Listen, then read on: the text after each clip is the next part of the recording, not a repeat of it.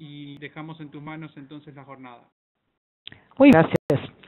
Bueno, buenas tardes a todos y primeramente me gustaría agradecer para participar en la Semana de Acceso Abierto de Argentina.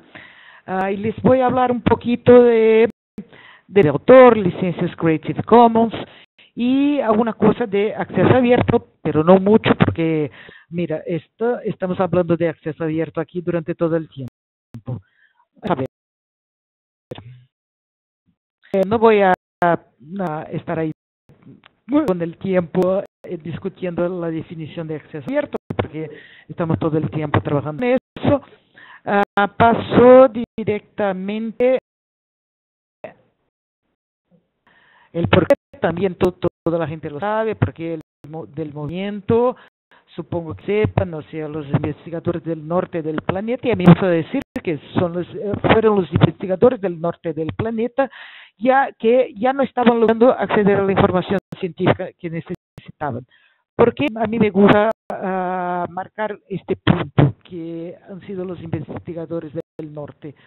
Por más increíble que pueda parecer, ellos también empezaron a tener problemas para acceder a la información. Sus bibliotecas tampoco lograban comprar o pagar las suscripciones de las revistas, y entonces sus investigadores se quedaron bastante enfadados y empezaron a pensar en cambios. La acción ha sido la creación del movimiento de acceso abierto a la información científica, como todos lo sabemos.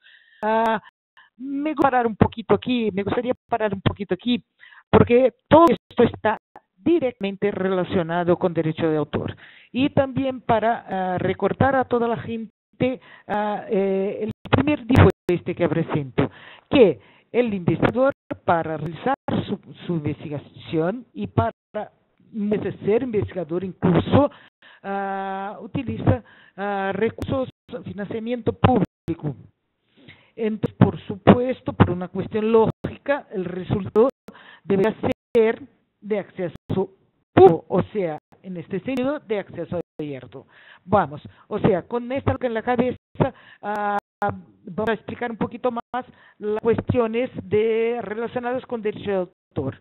Las dos estrategias del acceso abierto, como sabemos nosotros, la ruta dorada, que sería la publicación en revistas científicas de acceso abierto, y la ruta verde, que sería depositar en repositorios de acceso abierto. Bueno, la inicial era que el depósito fuera realizado por medio del alto archivo, pero esto todavía no es una realidad, ni tampoco en todos los países del norte y del sur, ni tampoco en muchas instituciones.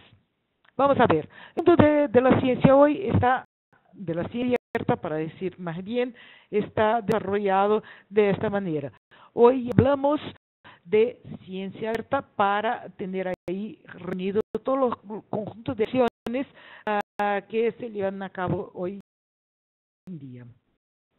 En este punto ahora, analizando la cuestión Open Access, abierto. ¿Y qué tiene que ver el derecho de autor con todo eso? Todo, absolutamente todo. Para que todo es necesario obtener previamente una licencia de uso. ¿Pero qué quiere decir eso y qué contexto es este? Está en que el derecho de autor está presente en nuestras vidas de diversas formas, de maneras que ni siquiera nadie puede llegar a pensar. O sea, está presente en el CD de música, está presente en el aparato de MP3, está presente en libros, en las computadoras, en los dibujos arquitectónicos y, por supuesto, en las revistas. O sea, estamos manejando el derecho de autor en gran parte de las actividades de nuestra vida. Para tener un poco la idea de desde hace cuándo se piensa en derechos de autor, les voy a presentar un marco histórico brevísimo. En 1436 la tecnología hace con que la sociedad se organice. Gutenberg crea la prensa tipográfica. Con eso creó también la posibilidad de aumento de producción que posibilitó la realización de transacciones comerciales, que llevó al surgimiento del monopolio de los editores. ¿Por qué es importante este marco histórico? Porque desde 1400, finales de 1400, está formado el monopolio de los editores. Y esto, por supuesto, nos afectará directamente en los días de hoy y en el movimiento de acceso abierto. Pues, en términos de derecho de autor, la evolución de la materia ha sido dos caminos. El camino del copyright, que es el camino del mundo anglosajón, y el camino del droit d'auteur, que ha sido vertiente continental europea del derecho de autor. Pero, ¿cuáles serían las diferencias de estos dos caminos? Bueno, el copyright, que es incluso el término que en general utilizamos, se basa en la materialidad de la obra y su exclusividad de uso. Eso quiere decir que el copyright solamente está preocupado con la obra y cómo será utilizada. Es bien, para decir la verdad, cómo será comercializada y hacer con que esta obra tenga un titular único para su explotación. Y el droit d'auteur, la base está en el autor y no solamente en el valor potencial de la obra. Con eso que el autor es la figura principal del derecho de autor. Esta vertiente del derecho de autor, del droit d'auteur, ha sido adaptada en muchos países, no solamente los europeos, pero también los países principalmente los países de América Latina.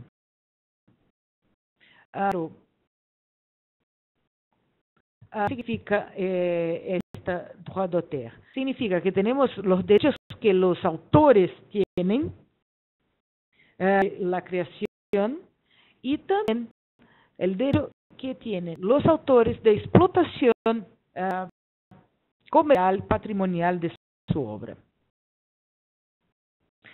Garantiza al autor el derecho de, por ejemplo, reivindicar cualquier tiempo la autoría de la obra, ainda que, aunque yo quiero ahora mismo hacer un registro de mi obra, por ejemplo, cuando la vea publicada por alguien, yo puedo presentar un requerimiento para decir que, esta obra es mía y no suya.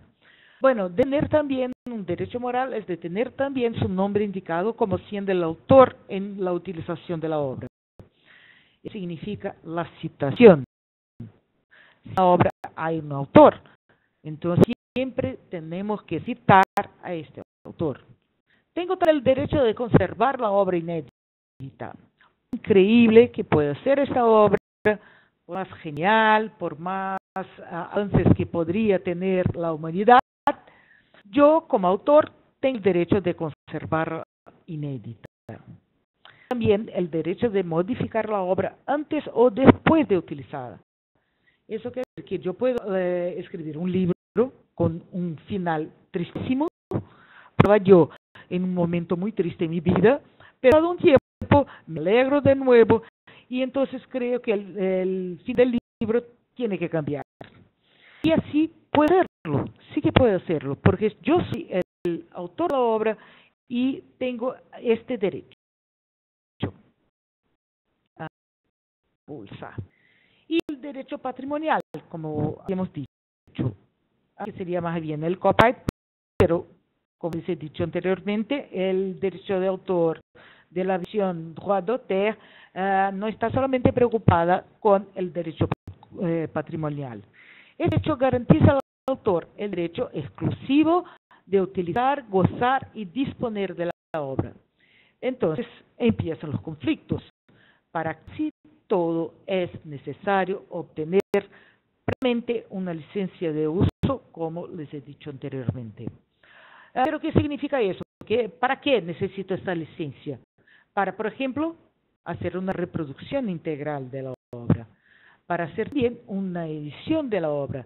Esto suele pasar cuando una obra está agotada o la editorial ya no está en el mercado y la obra es muy importante. ¿Entenderé que puedo hacer alguna cosa con esto? Sí, sí que puedes. Puedes buscar al titular del derecho patrimonial de esta obra y solicitarles una autorización para una nueva edición. Esto hablaremos un poquito más adelante. Y también para hacer traducción para cualquier idioma. O sea, aunque la obra sea muy importante, yo tendré siempre que hacer la solicitación de permiso para traducir una obra para cualquier idioma. En brasileña aún tenemos esta perla, que cualquier otra modalidad de utilización existente o que llegue a ser inventada. Es posible porque el nivel de protección de la ley brasileña es algo inaceptable. La ley brasileña es considerada una de las leyes más restrictivas en términos de utilización de las obras relacionadas con el derecho de autor.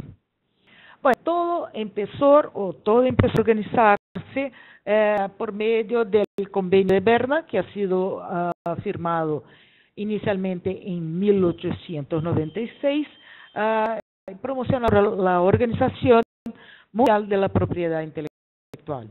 Básicamente trata la protección de las obras literarias y artísticas. Nosotros en Brasil, una vez más, les digo que en nuestra legislación tenemos también puesto ahí en el mismo grupo de las obras literarias y artísticas las obras científicas, cosa que a mí me parece un poco absurdo y después les explico el porqué. Y también presenta algunas limitaciones al derecho de autor. ¿Qué significan limitaciones en ese sentido? Significa que algunos derechos que están previstos de protección al autor no tienen que ser protegidos en algunas situaciones, como por ejemplo para la utilización de las obras en las bibliotecas. En este sentido, tengo que decirles también que desgraciadamente la ley brasileña no prevé ninguna limitación para ni siquiera las bibliotecas, ni siquiera los archivos, ni siquiera los museos. Pero vamos adelante. Es decir, que los autores solo están preocupados con las ganancias de su producción. Bueno, la historia no es bien así. Darles una cosa que es muy importante, que es, no te líes, ni tampoco te dejes liar, te hagan cualquier confusión en relación a los dos términos. En el trato del derecho de autor, nosotros tenemos la figura del autor, que es el mismo titular del derecho de autor. Pero en general, el autor no es el titular del derecho de autor. Pero, ¿cuál es la diferencia de todo eso? La diferencia está que el título será aquel que tendrá derecho a la protección, tendrá derecho a la protección de la parte patrimonial de los derechos de autores. Bueno, en ese sentido, y hablando de ciencia, los investigadores en general ceden sus derechos patrimoniales a las editoriales a cambio de ser publicados. Como todos nosotros sabemos, para que una investigación sea finalizada, se termine, hay que publicar para que se reciba la validación de sus pares. Entonces, es fundamental a los investigadores que publiquen. Y las editoriales, como saben de eso, piden en general que los autores cedan sus derechos patrimoniales a las editoriales, volviendo a esas editoriales las reales titulares del derecho de autor. ¿Cambió algo después que surgió la Internet? Sí, pues esto. A una circulación e intercambio de informaciones sin necesidad de haber una intermediación. Por ejemplo, de las editoriales. Aumentabilidad de compartir materiales, informaciones. Y surgieron formas alternativas de protección al derecho de autor. ¿Y cómo pasó eso? Fueron creados nuevos tipos de licenciamiento. El tradicional copyright que se representa con el C pero creado también un movimiento como crítica al copyright, el movimiento del copyleft, que se representa con el C al revés. Y además también fue creado fue creadas las licencias Creative Commons.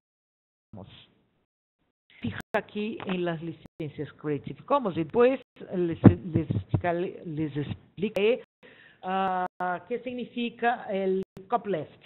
El copyleft está presente en las licencias Creative Commons, pero es apenas una de ellas, porque dice básicamente lo siguiente. O sea, usted podrá utilizar mi obra si usted también licencia la obra que vaya a crear con base en obra, si la dejes también abierta para que otros puedan utilizarla.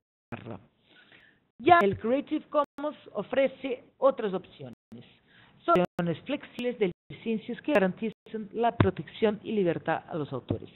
Se basa la idea también de todo lo reservado, pero salir del derecho tradicional los transforma en algunos derechos reservados. O sea, el mundo principalmente después de la Internet empezó a pensar que compartir y dejar el conocimiento, la producción artística más libre es interesante para los creadores. Fíjense, les digo que para los creadores y no necesariamente para los titulares de los derechos de autor. Hay que tener presente que sus licencias están basadas en la legislación vigente. ¿Qué significa eso? Significa que hay algunas adaptaciones a las legislaciones nacionales, pero nunca una licencia Creative Commons estará en contra a la legislación vigente, principalmente aquella basada en el convenio de Berna. Los mismos autores gestionan directamente sus derechos, no necesitan a alguien que los haga, como por ejemplo las editoriales. Hoy por cerca de 150, yo pondría más bien 200 millones de obras están licenciadas por este proyecto llamado Creative Commons. Creative Commons presenta 6 posibilidades de licencia, 6 combinaciones para que el autor pueda licenciar su obra. Les explicaremos más o menos cómo funcionan estas licencias. La licencia es conocida como CC BY, que es la licencia del reconocimiento, que permite a cualquier la explotación de la obra, incluyendo una finalidad comercial, así como la creación de obras derivadas, la distribución de las cuales también está permitida sin ninguna restricción. O sea, tanto aquí es la situación, el reconocimiento de la autoría de una obra. La siguiente es la CC-BY, que es que exige el reconocimiento y la utilización no comercial de la obra. Tú puedes hacer lo que te pesca con mi obra, pero después no podrás cobrar por eso. La tercera es la CC BY NC-SA, que significa es necesario que reconozca la autoría de la obra, no podrás utilizar mi obra para crear una obra que comercialices y deberás compartir tu obra con la misma licencia que yo.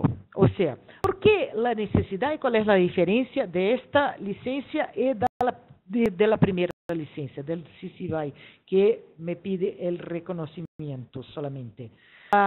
Sencillamente está por el hecho de que te dejo hacer lo que quieras. Como mínimo te digo que, vale, puedes hacer lo que quieras con mi obra, pero no podrás dejarla confiar después del resultado de aquello que ha utilizado de mi obra. Tenemos la CC, ND y ND, que sería las licencias donde se exige el reconocimiento, que sea no comercial y sin obras derivadas. O sea, nos permite que, como ya dijimos anteriormente, que se creen obras para uso comercial a partir de mi obra y que puedan generar obras derivadas de la mía. ¿Qué significan obras derivadas? Obras derivadas sería hacer alguna transformación, solamente hacer alguna transformación de mi obra y no solamente la creación de una nueva obra. La licencia CC BY, que sería exigir el reconocimiento y solamente que después se comparta el producto de la utilización de mi obra con una licencia igual. La última, que sería el CC BY, que sería el reconocimiento sin que se pueda generar una obra derivada. En nivel de restrictividad, licencias que son más abiertas y otras menos abiertas. La abierta, por supuesto, es la CC BY. Tenemos bien el CC portado como poder. Significa que, mira, yo no necesito ni siquiera el conocimiento de autoría. Es poco utilizado y eso algunas veces es utilizado relacionándolo con las obras que están en dominio público. Poco, ¿por qué? Porque el derecho moral permanecerá inalienable para todo el siempre. El autor será siempre el autor de la obra. Entonces, a nivel de restrictividad tenemos las abiertas. Es la CC BY, que puedes hacer lo que quieras con mi obra, pero solo tienes que decir que has utilizado mi obra como base para hacer la tuya.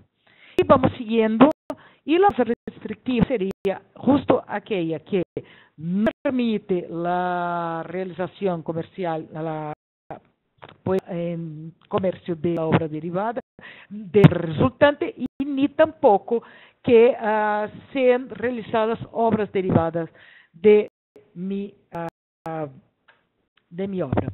Bueno, la más utilizada hoy en día en el mundo de acceso abierto es la CC BY, donde solo exige el reconocimiento. Todavía hay mucha discusión respecto a esta licencia, porque si pensamos en los principios y los ideales del acceso abierto, no sé si esta sería la más recomendable, porque si la cuestión es tener acceso sin restricciones a producción científica, aquello que tengas generado como obra, bueno, a mí, por ejemplo, yo pienso que debería estar también en acceso abierto y no cobrar por su utilización.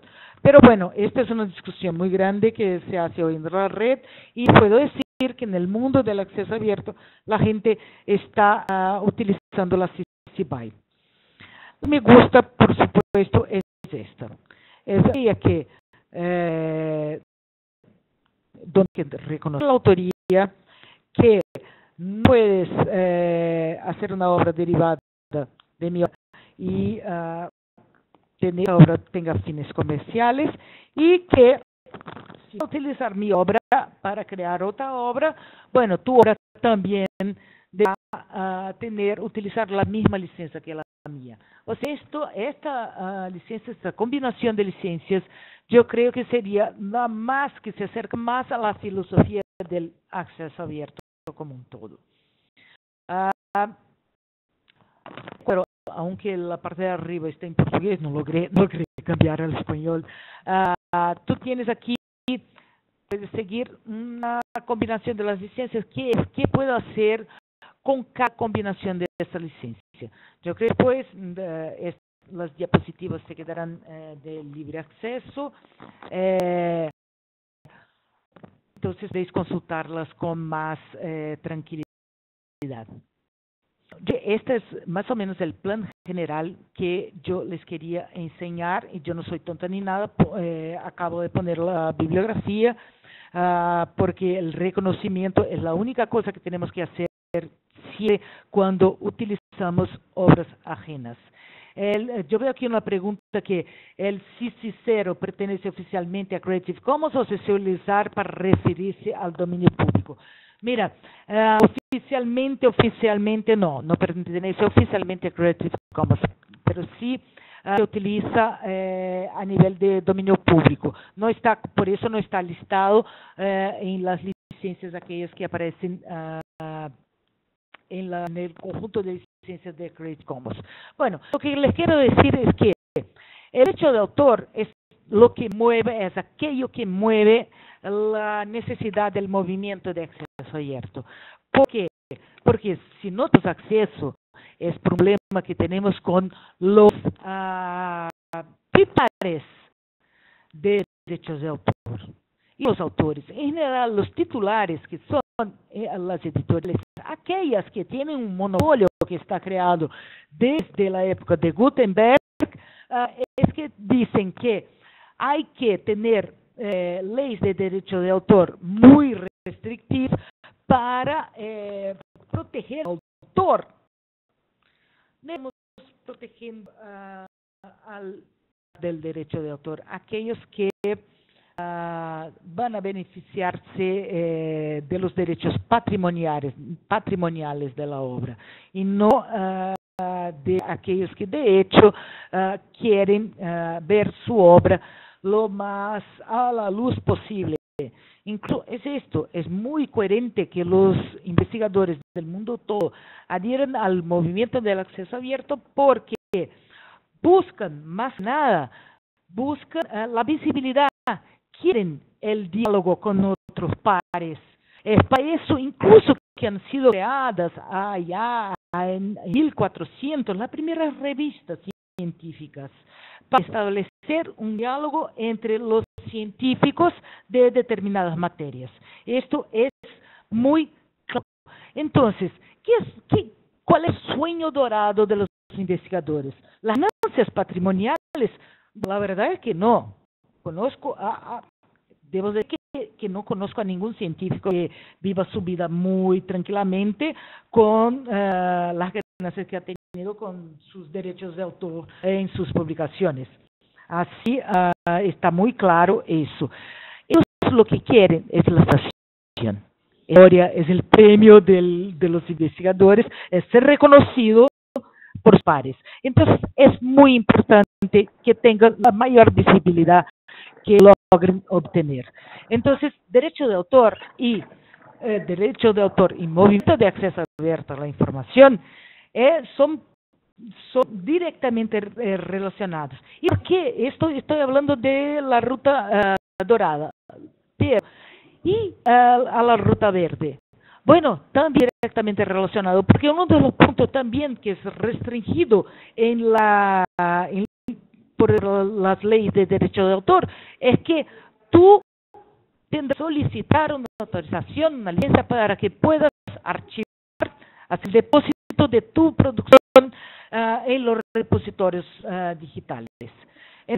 Ya ves que dos puntos están relacionados con el derecho de autor. Y el derecho de autor en todos los países, a lo mejor en la convención, en el convenio de Berna, tiene que cambiar, porque los tiempos han cambiado, y lo que es más importante de todo el juego es que avanza la ciencia, y para que la ciencia avance es necesario que el diálogo sea el más libre posible. Bueno, era más o menos lo que me gustaría presentarles, y estoy abierta si alguien tiene alguna pregunta que hacer. Por favor, estoy a disposición. Muchas gracias. Gracias. Muchísimas gracias por la presentación y justamente respondiste a preguntas vos misma, así que excelente como presentadora de prestar atención al chat también. Queremos dar la oportunidad a ver si alguno de los nodos tiene alguna pregunta. Ya respondiste vos por chat, seguramente hay algunas otras que te vamos a pasar, pero quisiéramos dar la posibilidad que alguno de los nodos pueda tomar el micrófono y hacerle una pregunta a Bianca. Voy a ver acá el nuestro y por favor tomen el micrófono y le hacen una pregunta. Gracias.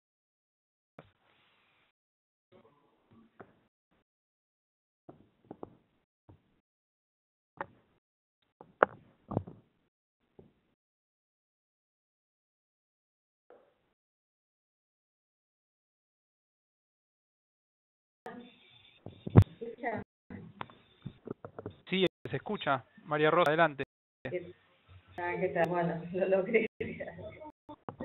Bueno, muchas gracias, Bianca, por la presentación. Nosotros acá en la Facultad de Ciencias de la Universidad de Buenos Aires estamos trabajando con el tema de la visibilidad y la concientización de los investigadores, de los docentes, a participar en la Vía Verde, ¿no? Nosotros tenemos un propósito y también tenemos un portal de revistas científicas. Pero me interesaría preguntar desde el punto de vista del organismo, del instituto, cómo ustedes manejan el tema del impacto de la licencia, ¿no? Si se está dado desde el organismo ya utilizar la licencia Creative Commons.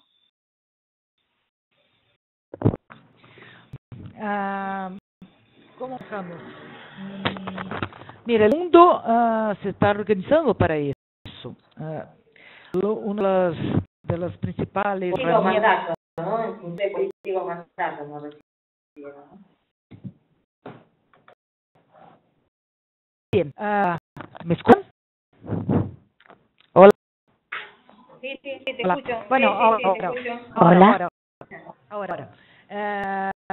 El mundo se está organizando en este sentido.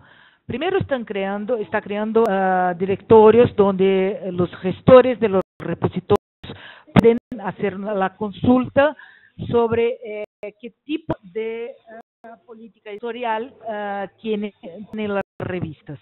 El principal director internacional sobre políticas editoriales es el Sherpa Romeu, que ha sido creado en Inglaterra, pero muchos países están ingresando datos de sus revistas en este directorio. Hay también iniciativas nacionales en ese sentido y yo voy a hacer la publicidad, por supuesto, de la iniciativa brasileña.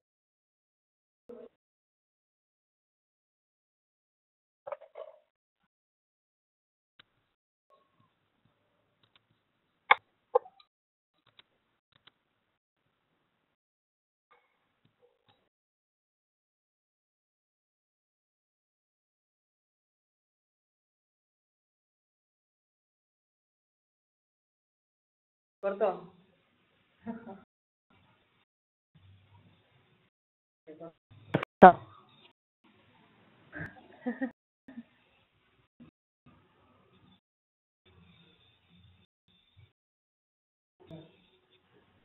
Todos y vemos que hubo un corte en la comunicación con Bianca.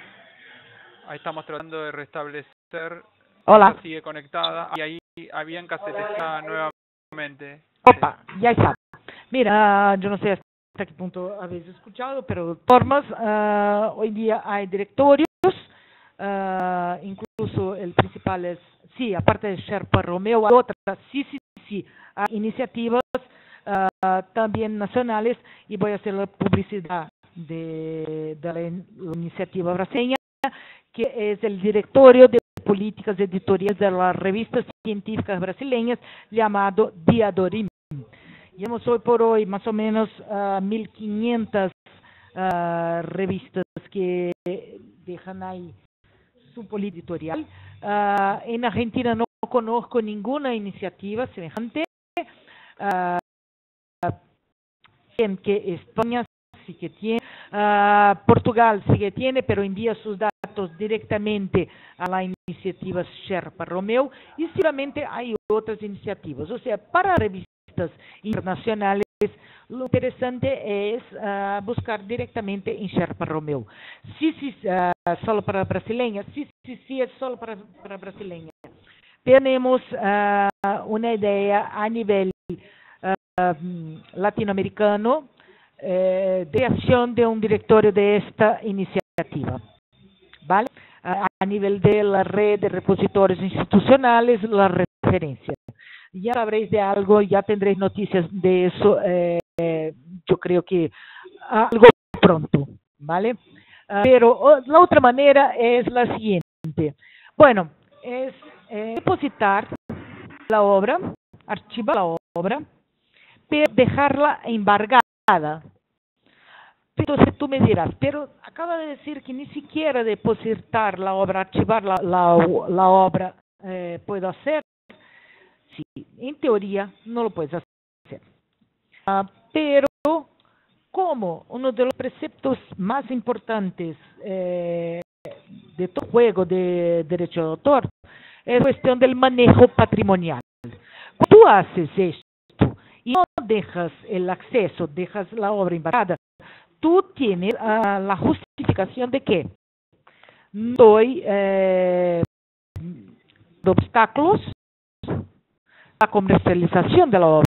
No estoy haciéndole competencia porque no estoy dando acceso a la obra. Entonces yo diría que sí, archiva la obra, pero dejen, mientras no negocien con las revistas, dejen la obra, el archivo, por ejemplo, embargado de hacerlo.